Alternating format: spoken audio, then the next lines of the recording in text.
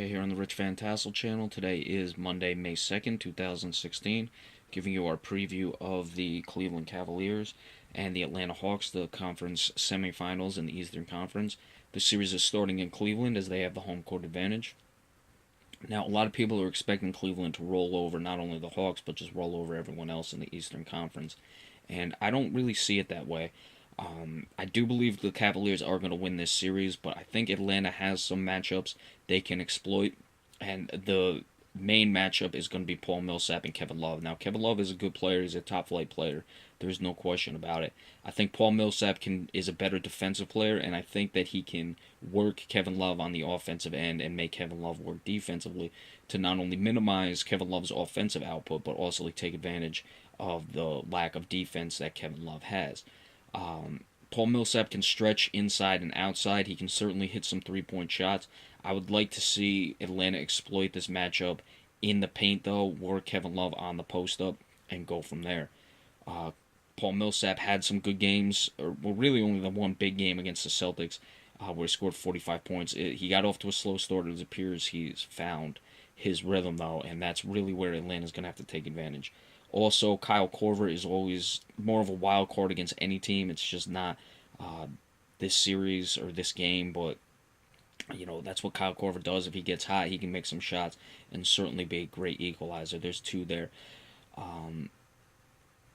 Where else? At the bench, somewhat, I think Atlanta has a bit of an advantage. Mike Scott, can he play as well as he did against the Celtics? Dennis Schroeder, when he comes in, what can he do? He obviously struggled from three-point shooting against the Celtics, but he's certainly a guy who's athletic, can get to the rim, and can do things. Now, Jeff Teague against Kyrie Irving. Kyrie Irving is clearly the better player. Kyrie Irving's actually been playing very well this playoffs. It's kind of gone a bit under the radar. I think that might have to do with the fact that they just swept Detroit out, but that's beside the point. What is Teague going to be able to do as far as minimizing Kyrie Irving's difference between the two of them? Jeff Teague was solid at moments against the Celtics. He did have his bad moments. Teague, we talked about him before that series. He's going to have to drive on Kyrie Irving. Obviously, when you have such talented offensive players as the Cavaliers do, I think that's where Atlanta has to exploit each matchup, is making them work on the defensive end.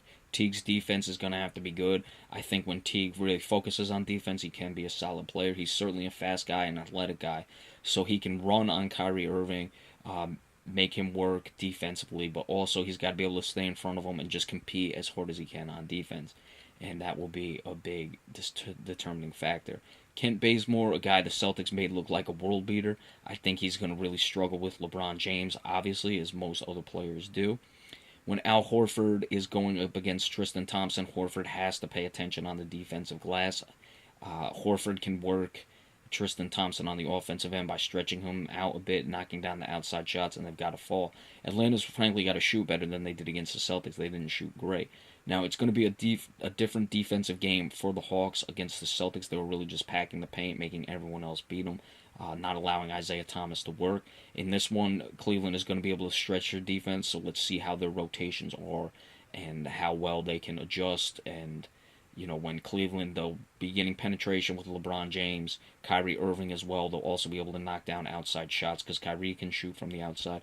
J.R. Smith, while erratic, he's going to shoot from the outside, and certainly if he's hot, he can make them. And Kevin Love, of course, stretching the floor. That is an area Kevin Love can really work on Paul Millsap, bringing him out and not allowing Paul Millsap to protect the rim. But we did see that Atlanta is good at protecting the rim. Let's see what the calls are like, obviously going against Cleveland.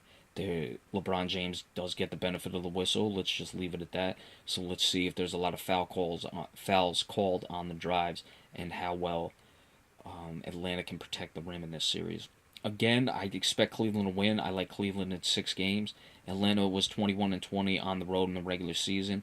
Will they be able to win one at Cleveland? It wouldn't surprise me, but Cleveland, I'd say it's a foregone conclusion they are going to get one in Atlanta. I'm actually looking at it as being Game 6, the one that Cleveland wins in Atlanta to finish the series off, but it could go 1-1 after Cleveland, then 1-1, making it 2-2 going back to Cleveland after they play the 2 games in Atlanta. So Cleveland Cavaliers in 6, but it's not going to be nearly the blowout people will expect. So we'll be back later to give you a recap of this game as well as the Oklahoma City and the San Antonio Spurs. Be sure to stay tuned for that, and we thank you all very much.